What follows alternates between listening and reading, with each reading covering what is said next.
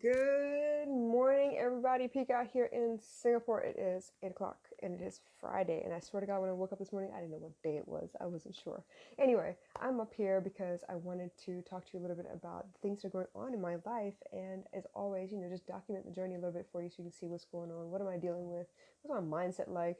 Where am I up to? Anyway, I was listening to a piece on YouTube about be thankful for all of your blessings and then also be thankful for all the things that did not happen. So that's why I entitled this The Best Thing That Never Happened, right? I think there was a song by Beyonce once that she was talking, I can't remember the name of the song, but she was in a wedding dress. She was like, the best thing that never happened, because if that relationship hadn't fallen apart, she wouldn't have come together with the person that she was meant to be with. So today I want to talk to you a little bit about all those things that just didn't go wrong. The plan I had, right, which is God's like biggest comedic moment. He allows us to think we can plan anything, but eventually what has to happen is going to happen anyway. So um, I want to really show you exactly all the things that I'm grateful for. I feel like if my marriage hadn't fallen apart, I wouldn't be right here, right now, getting ready to attend two beautiful events tomorrow. One for health and fitness and mental health, and another one for mental health awareness for the country. Like two different scales. One's in my backyard, one's like really big, and I couldn't be more proud. Honestly, if the things that I am trying to do with my life, or the things that I planned along the way, if they hadn't fallen apart, I wouldn't have taken the detour, right?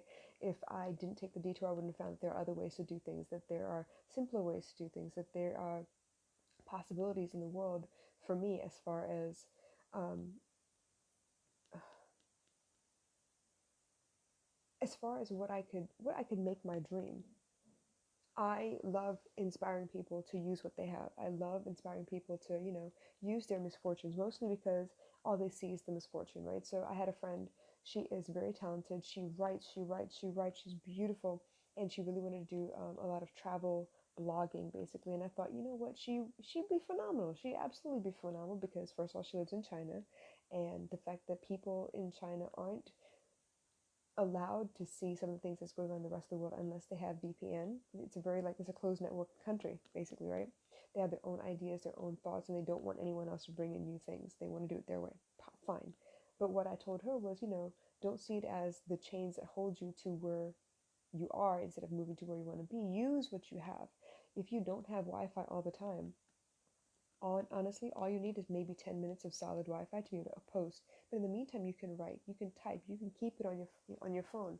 I remember when I was having trouble trying to keep up with all the thoughts that were in my head, and I use WhatsApp a lot. I actually created a group chat in WhatsApp because what I was trying to do was remind myself the things that I wanted to do, or notes or inspirations like, hey, I noticed this, I want to write it down. What I used to do is write it and send it to my mom, and then I'd follow it by don't mind me, don't mind me. It was annoying. And then suddenly I realized I could create a group with a bunch of people, and eventually I can delete everyone from the group except for me, and the group will still remain, which means I can keep all of that information still, right? So I found a detour. I found a detour because what I was doing was too messy. It was too uncomfortable. I was losing things. So I lost, notes a couple times, and I was like, you know what? Damn it, I'm gonna find a way where I don't lose the note.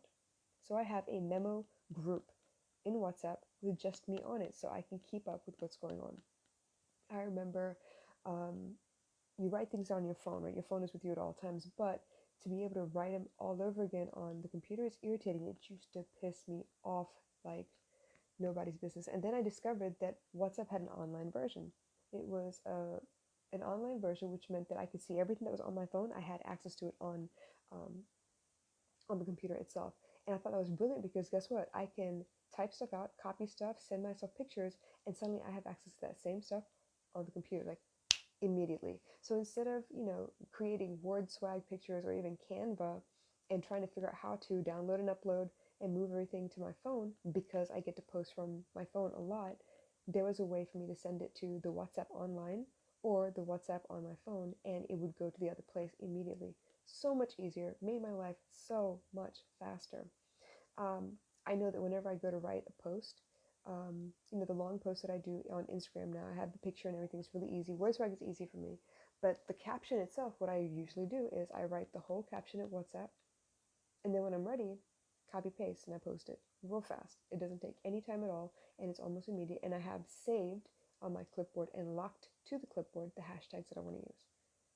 So I learned through like a natural evolution of things. I try things one way, they don't work out, they get forgotten, they get fallen to the wayside, and I slack on the goals that I had in mind, and somehow something happens and I get a new piece of inspiration. I get a new chance to be able to find something else that I can do that's easier, that's faster, more efficient, and I still get my work done. I remember I was working with Anitra for a little while. Anitra Lane is the virtual manager boss lady. She's amazing, and she has this ability to find the best programs, apps or programs that help you become more efficient. She's the Post-it challenge lady, right? I love it. So she and I were talking. I was collaborating with her. I was trying to get her to the next level in her business. And while I've had her inspiration, other ways to market from the ground, she was sharing ways for me to make efficient my processes, because yes, I'm a one-man band, right? So if I hadn't joined August, if I hadn't found all of these people, and if I hadn't tried it by myself and complained about it at one point, she would never be like, oh, you know what? I know how to do that. I know how to fix this. I know how I can help you. And then she would have given me that piece of information. So sometimes doing it on your own, sometimes you're meant to fail so you can find a better way. Honestly, cornflakes, complete mistake. They weren't looking to make cornflakes. Peanut butter, complete mistake. They weren't looking to make peanut butter. All these things can be the key to your next big thing, your next section of your success. The best thing that never happened. Honestly, when I married Aaron, I thought that I was going to live happily ever after. He was a great father. He was a hustler. He tried really hard to make sure the ends were met. Um, Obviously, he's not perfect, but I thought by marrying him and bringing him the family that he's always dreamed of, bringing his kids together, that I would have a great marriage. He would see the worth in me, and he would keep me around because I was able to do what no one else had done before. That was the goal. And though I accomplished the goal, the second goal, the one that was dependent on the fact that I pulled the family together, it didn't happen. It didn't happen because I found a way to do it myself without including him. I found a way to build that family while he was out of the house. I found a way to raise the kids, take care of the house, cook, clean, do laundry, pay the bills. I did all of that on my own without his help. And what could be more emasculating than for the woman in your life that you're supposed to be there to protect and take care of and help, not to need your protection, your care, or your help? Why? Because I've always done it my way. I've always done it on my own. I've always found a way to get it done. I hate asking people for help. I hate it. Why? Because usually when I ask for help, it doesn't happen. Usually when I ask for help, it's a dire strain. I need it to work out. And because I think that, I haven't asked before, maybe you'll say yes because I don't always ask you, that you would oblige, and somehow or another it doesn't work that way. I got to show you I trust you along the way, not just when I need something desperately.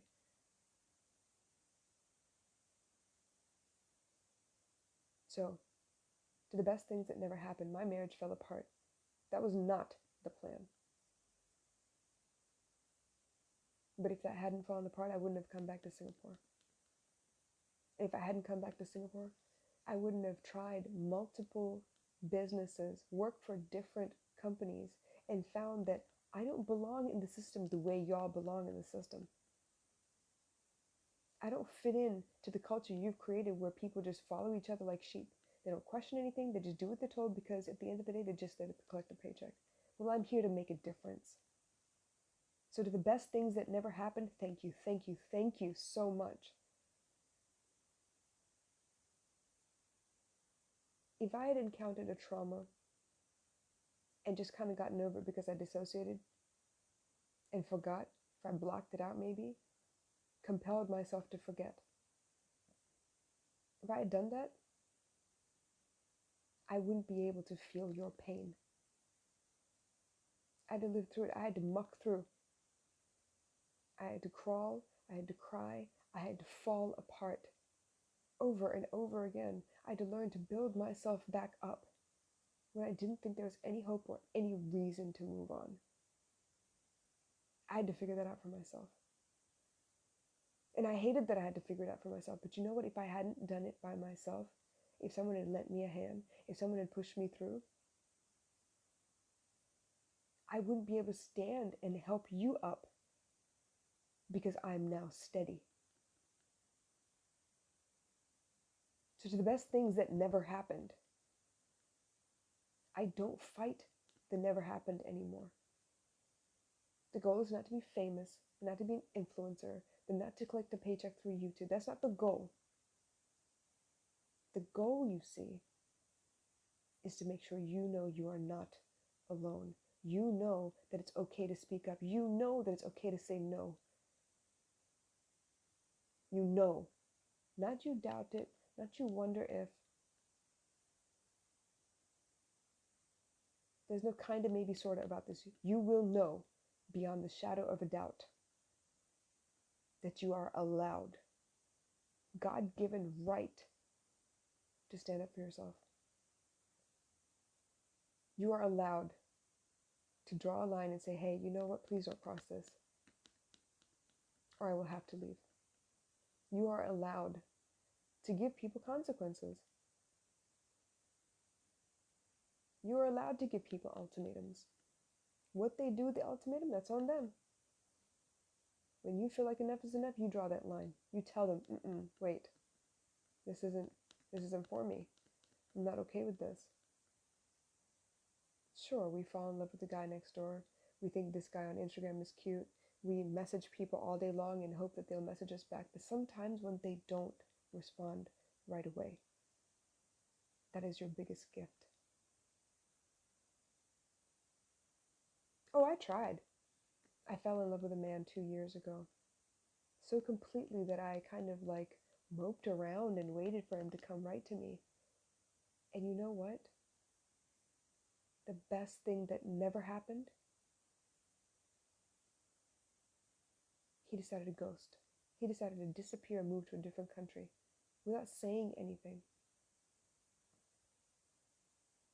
And honestly, if he hadn't done that, I'd still be moping.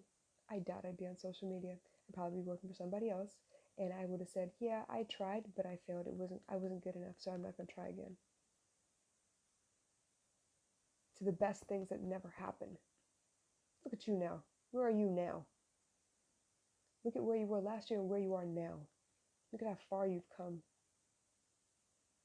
Look at the decisions you've made. You change any one of those decisions, any one, and you would be somewhere else. You wouldn't be here. You wouldn't be thinking the way you think. You wouldn't be looking for the things you're looking for. You wouldn't be speaking up the way that you do. So I want you to thank the universe for the best things that never happened. Now, hindsight is 2020. You won't know it was the best thing that could have happened at the time until you get down the road a little further. But trust me, everything is pushing you towards your ultimate goal. The universe wants to deliver. You gotta keep steady. You gotta keep focused. You can't say, I want this, I don't want this. I want this, I don't want this. I want this, I don't want this. You can't do that. It just delays what you end up getting. So, in Great Gatsby style, I raise a glass to the best things that never happened. Because of you, I'm ready to fight. Completely capable. Thank you guys. I'll talk to you soon. Bye.